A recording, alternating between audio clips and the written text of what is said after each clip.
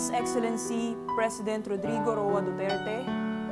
Fourth, extremely urgent letter request to veto the following prohibition in the General Appropriations Bill for 2021. Forensic Laboratory Division. Nothing in the appropriation provided in this act shall be used for the salaries or compensation of personnel, travel allowance, meetings, and maintenance and other operating expenses of the PAO Forensic Laboratory Division. For being illegal and contrary to law, specifically Sections 2 and 3 of the Republic Act No. 9406, PAO Law, mandating the PAO to independently render free legal representation, assistance, and counseling. Sections 9 and 11 of RA No. 9745, Anti-Torture Act, mandating the PAO to render prompt and impartial investigation on torture cases and render legal assistance in the investigation, monitoring, or filing of a complaint. Sections 13 and 25 of RA 9262, Anti-Violence Against Women and Their Children Act, mandating the PAO to render legal assistance to women and children who are victims of violence. And RA number 10964, General Appropriations Act for the year 2018, authorizing the DBM to approve minor changes in the organizational structure and staffing pattern of agencies and create positions up to a division chief and equivalent level under the executive branch. An unconstitutional rider for violating Article 6, Section 26 of the 1987 Philippine Constitution that every bill passed by the Congress shall embrace only one subject, which shall be expressed in the title thereof. Article 3, Section 1 of the 1987 Philippine Constitution, that no person shall be deprived of life, liberty, or property without due process of law.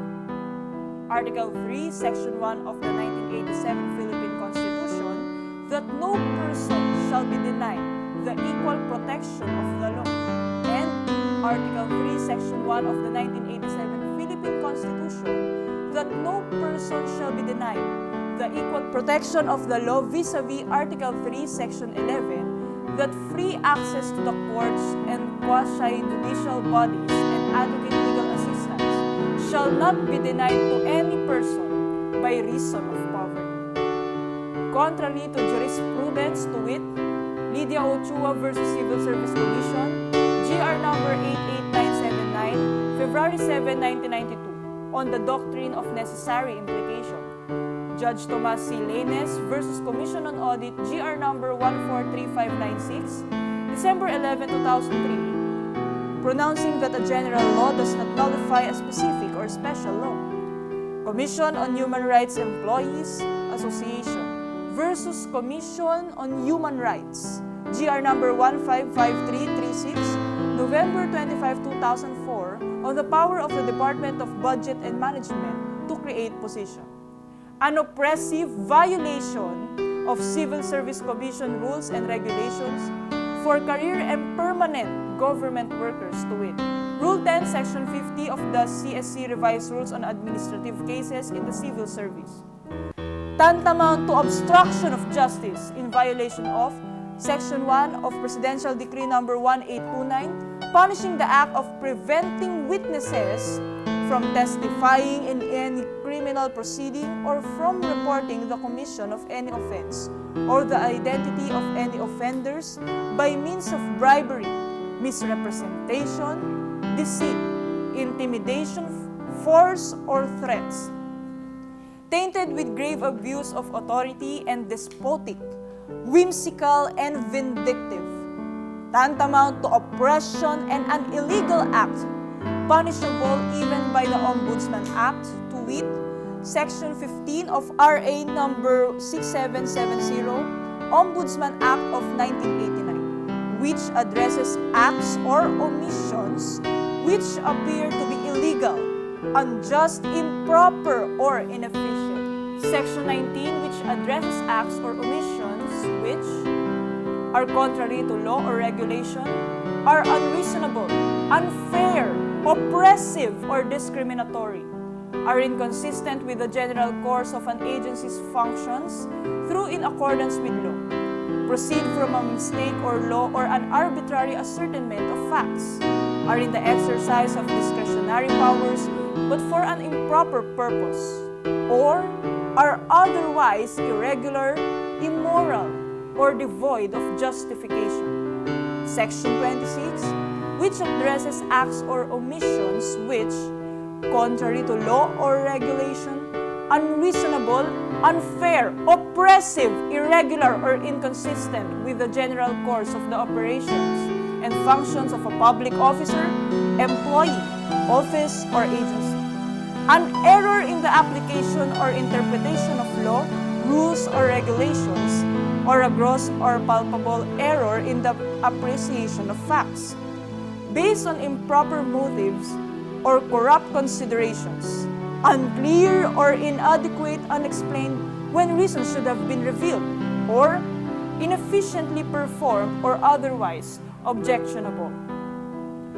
Dear Mr. President, forgive us, Your Excellency, as we write to you anew pleading for your rejection and veto of the aforementioned surreptitiously inserted provision in the General Appropriations Bill for 2021. Our persistence on the matter is brought about by no other interest than our undying love for our clients and the nation, and our fervent desire for the rule of law and supremacy of our Constitution.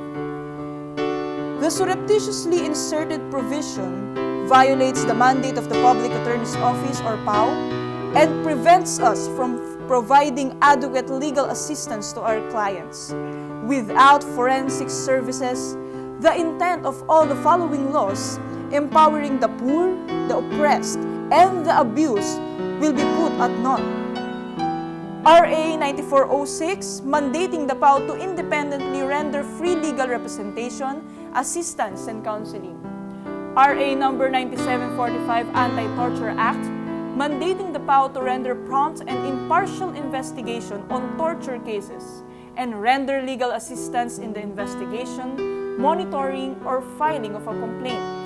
RA number 9262, Anti-Violence Against Women and Children Act, mandating the PAO to render legal assistance to women and children who are victims of violence. And RA number 10964, General Appropriations Act for the year 2018, authorizing the DBM to approve minor changes in the organizational structure and staffing pattern of agencies, and create positions up to a division chief and equivalent level under the executive branch. The surreptitiously inserted provision is highly unconstitutional. It is inappropriate in a General Appropriations Bill, effectively removing or crippling PAO's investigatorial function. It seeks to amend in a General Appropriations Bill validly enacted and still valid and existing laws, particularly RA number 9745, Anti-Torture Act, and RA number 9262, Anti-Violence Against Women and Children Act.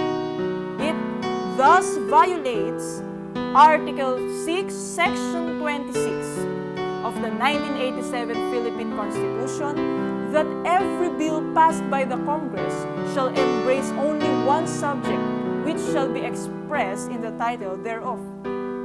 It also violates basic human rights, to wit, Article 3, Section 1 of the 1987 Philippine Constitution, that no person shall be deprived of life, liberty, or property without due process of law, because plantilla personnel will be deprived of their right to their salary and other entitlements. Article 3, Section 1 of the 1987 Philippine Constitution, that no person shall be denied the equal protection of the law, because the Commission on Human Rights, or CHR, has more than 320 million peso budget for their human rights protection services, including forensic and medical legal services.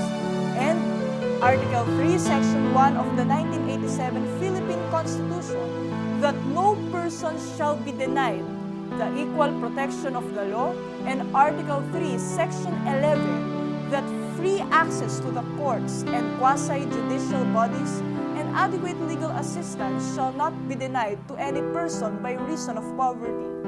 Because PAO clients, in view of their poverty, will be deprived of the opportunity to counter the forensic findings of the Philippine National Police or PNP or the National Bureau of Investigation NBI, unlike those represented by private legal practitioners. That the surreptitiously inserted provision is contrary to law and highly unconstitutional finds basis in and is supported by well-established legal doctrines and principles to wit. Lydia Ochoa versus Civil Service Commission, GR number 88979, February 7, 1992, on the doctrine of necessary implication. The doctrine states that what is implied in a statute is as much a part thereof as that which is expressed. Evidence gathering and case build-up through forensic services is subsumed in the mandate of the PAO to investigate torture and abuse cases and render free legal representation, assistance, and counseling. Judge Tomas C. Lainez versus Commission on Audit, GR number 143596, December 11, 2003, pronouncing that a general law does not nullify a specific or special law. The legislature, by adopting a general law containing provisions repugnant to those of the special law and without making any mention of its intention to amend or modify such special law, cannot be deemed to have intended an amendment, repeal, or modification of the latter. The PAO law, the Anti-Torture Act, the Anti-Violence Against Women and Their Children Act are special laws providing for legal assistance of specific sectors in the society. They cannot be overturned by a General Appropriations Act, and Commission on Human Rights Employees Association versus Commission on Human Rights, GR number 155336, November 25, 2004, on the power of the Department of Budget and Management, DBM, to create positions. The case affirmed the power of the DBM under the revised Administrative Code of 1987, Section 3, Chapter 1, as alter ego of the President to, among others, create plantilla position in the executive branch. This is precisely what the DBM exercised in creating plantilla personnel of the PAO Forensic Laboratory Division. The surreptitiously inserted provision prevents the PAO from utilizing both the MOOE and PS allocations for the operations of the PAO Forensic Laboratory. Both these allocations are crucial in the PAO's performance of its mandate. Without one or the other, the operation of PAO Forensic Laboratory is highly crippled. In last year's budget, the PAO was prevented from using MOOE funds for the operation of the PAO Forensic Laboratory. If this happens again, PAO Forensic Laboratory plantilla personnel would be exposed to an inhumane condition of work of not being allowed to use office supplies and other necessities to perform their duties and responsibilities. This will demoralize them. The Constitution specifically provides the labor is entitled to humane conditions of work. Central Bank Employees Association Incorporated versus Caberoy, GR number 188066, October 22, 2014. Palpable, therefore, is oppression as prohibited under the CSC rules to wit. Rule 10, Section 50 of the CSC Revised Rules on Administrative Cases in the Civil Service, punishing oppression with suspension of 6 months and 1 day to 1 year for the first offense and dismissal from the service for the second offense. As a matter of fact, the disallowing the PAO Forensic Laboratory Plantilla personnel from using funds for office supplies and other MOE is tantamount to constructive dismissal, for if such a condition persists, they may eventually feel compelled to give up their position under the circumstances. Ang versus San Joaquin Jr., GR number 185549, August 7, 2013. The surreptitiously inserted provision came about only after the Dengvaxia controversy, with the PAO Forensic Laboratory totally defunded and thereby eliminated. The evidence it gathered in favor of deceased and living Dengvaxia recipients runs the risk of not being effectively proven in court by a forensic expert. It may not be even viewed as an attempt to prevent the PAO from ever presenting the forensic findings of the PAO forensic team in the Dengvaxia cases, swiftly achieved through a rider in an appropriations bill without the Dengvaxia respondents, defendants, accused, having to face such evidence in court head-on. No doubt, it obstructs justice to the victims of the Dengvaxia fiasco in violation of Section 1 Presidential Decree number 1829, punishing the act of preventing witnesses from testifying in any criminal proceeding or from reporting the commission of any offense or identity of any offender or offenders by means of bribery, misrepresentation, deceit, intimidation, force, or threats. Although PAO Forensic Laboratory Plantilla personnel were created in 2019, PAO has been rendering forensic services for 16 years already. As a matter of public knowledge, PAO Forensic Services were rendered in various national and public interest cases, among others, the Sulpicio cases, regarding capsizing of MV Princess of the Stars, 2009 Edsaniel shootout, Visconde Massacre murder case, Bonita Baran case, the Kasambahay abuse by her employers, John de la Riarte case, Kian Lloyd de los Santos, Carl Angelo Arnaiz, Reynaldo Culot de Guzman, and Michael Angelo Renicio cases, so-called extrajudicial killings which were proven as not state-sponsored. The brazen violation of the 1987 Constitution and the validly existing laws, administrative rules and regulations, and well-established jurisprudence, coupled with the obvious intent of paralyzing the PAO to weaken the Dengvaxia cases, undoubtedly revealed grave abuse of authority. It evinces a deliberate disregard of human rights and labor entitlements. Clearly, it is despotic, whimsical, and vindictive. Oppression is also known as grave abuse of authority, which is a misdemeanor committed by a public officer who, under color of his office, wrongfully inflict upon any person any bodily harm, imprisonment, or other injury. It is an act of cruelty, severity, or excessive use of authority. Office of the Ombudsman versus Caberoy, GR number 188066, October 22, 2014. Oppressive attacks were struck down regardless of the character or nature of the actor. Central Bank Employees Association Incorporated versus Caberoy, GR number 188066, October 22, 2014. All told, the surreptitiously inserted provision constitute oppression and an illegal and unconstitutional act. It is unreasonable, unfair, and discriminatory because it defunds the PAO Forensic Laboratory, a highly performing organizational unit. Worse, it is motivated by bad faith and ill motive as a defense strategy in the Dengvaxia cases.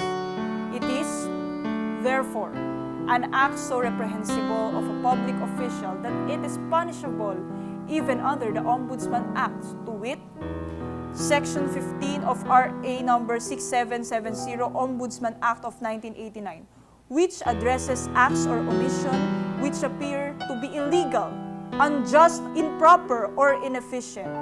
Section 19, which addresses acts or omission which are contrary to law or regulation, are unreasonable, unfair, oppressive, or discriminatory, are inconsistent with the general course of any agency's function, though in accordance with law, proceed from a mistake of law or an arbitrary ascertainment of facts, are in the exercise of discretionary powers but for an improper purpose, or are otherwise irregular, immoral, or devoid of justification.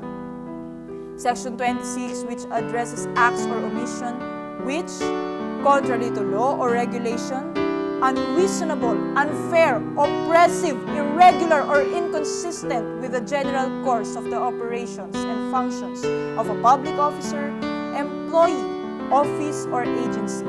An error in the application or interpretation of law, rules, or regulations, or a gross or palpable error in the appreciation of facts, based on improper motives or corrupt considerations, unclear or inadequately explained when reasons should have been revealed, or inefficiently performed, or otherwise objectionable, without necessarily being redundant, but only for the purpose of emphasis and clarity.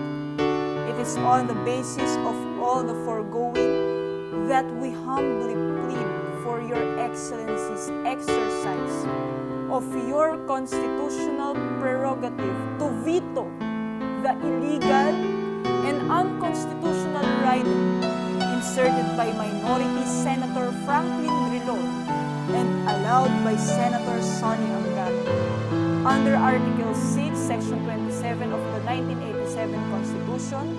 The President shall have the power to veto any particular item or items in an appropriation, revenue, or tariff bill, but the veto shall not affect the item or items to which he does not object. Although labeled as special provision, and even if it be treated as much, it is actually an inappropriate provision that should be treated as items for the purpose of the President's veto power, citing Henry v. Edwards, the Supreme Court in Gonzales v. Macaraig Jr., GR number 87363, November 1999. Discussed, just as the President may not use his item veto to assert constitutional powers conferred on the legislature, neither can the legislature deprive the governor of the constitutional powers conferred on him as Chief Executive Officer of the state, including in the General Appropriations Bill matters more properly enacted in separate legislation. The governor's constitutional power to veto bills of general legislation cannot be abridged by the careful placement of such measures in a General Appropriations Bill, thereby forcing the governor to which between approving unacceptable substantive legislation or vetoing items of expenditure essential to the operation of government. The legislature cannot, by location of a bill, give it immunity from executive veto, nor can it circumvent the governor's veto power over substantive legislation by artfully drafting general law measures so that there appear to be true conditions or limitation on an item of appropriations. Otherwise, the legislature would be permitted to impair the constitutional responsibilities and functions of a co-equal branch of government in contravention of the separation of powers doctrine. We are no more willing to allow the legislature to use its appropriation power to infringe on the governor's constitutional right to veto matters of substantive legislation, that we are allowed to the governor to encroach on constitutional powers of the legislature. In order to avoid this result, we hold that when the legislature inserts inappropriate provisions in a general appropriations bill, such provisions must be treated as items for purposes of the governor's item veto power over general appropriation bill. Legislative control cannot be exercised in such a manner as to encumber the general appropriations bill with veto-proof, log-rolling measure, special interest provisions, which could not succeed if separately enacted, or rather substantive pieces of legislation incorporated in a bill to ensure passage without veto. Even if the provision be treated as condition or restriction, the Supreme Court in the aforementioned case further discussed. There can be no denying that inherent in the power of appropriation is the power to specify how money shall be spent, and that in addition to distinct items of appropriation, the legislature may include the appropriation bill's qualifications, conditions, limitations, or restrictions on expenditure of funds. Settled also is the rule that executive is not allowed to veto a condition or proviso of an appropriation while allowing the appropriation itself to stand. That was also the ruling in Bulinao Supra, which held that the veto of a condition in an appropriations bill which did not include a veto of items to which the condition related was deemed invalid and without effect whatsoever. However, for the rule to apply, restrictions should be such in the real sense of the term, not some matters which are more properly dealt with in a separate legislation. Restrictions or conditions in an appropriations bill must exhibit a connection with money items in a budgetary sense in the schedule of expenditures. Again, the test is appropriateness. It is not enough that a provision be related to the institution or agency to which funds are appropriated. Conditions and limitations properly included in an appropriation bill must exhibit such a connexity with money items of appropriation that they logically belong in a schedule of expenditures. The ultimate test is one of appropriateness. By all measures, the illegal, oppressive, unjust, despotic, whimsical, and vindictive unconstitutional rider inserted by Senator Drilon and allowed by Senator Angara has no place in the General Appropriations Act for 2021. It attempts to amend RA numbers 9406, 9745, and 9262 through a General Appropriations Bill which is inappropriate, and worse, it completely goes against the spirit of the constitutional rights to due process, equal protection, and free access to justice. We are thus most respectfully reiterating our prayer that Your Honor, as champion of the masses, the poor, underprivileged, and oppressed, veto for being illegal and contrary to law, an unconstitutional rider, contrary to jurisprudence, an oppressive violation of civil service rules and regulations for career and permanent government workers, tantamount to oppression punishable by the Ombudsman Act, tantamount to obstruction of justice, tainted with grave abuse of authority, despotic, whimsical, and vindictive, punishable by Ombudsman Act. The insertion in the General Appropriations Bill for 2021 through an unethical machination, to wit, Forensic Laboratory Division, nothing in the appropriation provided in this act shall be used for the salaries or compensation of personnel, travel allowance, meetings, and maintenance and other operating expenses of the PAO Forensic Laboratory Division. As Chief Executive, to ensure the continuous and improved delivery of adequate legal representation and assistance to indigents through forensic services to the millions of Filipino poor clients of PAO. In the name of true and genuine public service and social justice to the poor and the Filipino masses.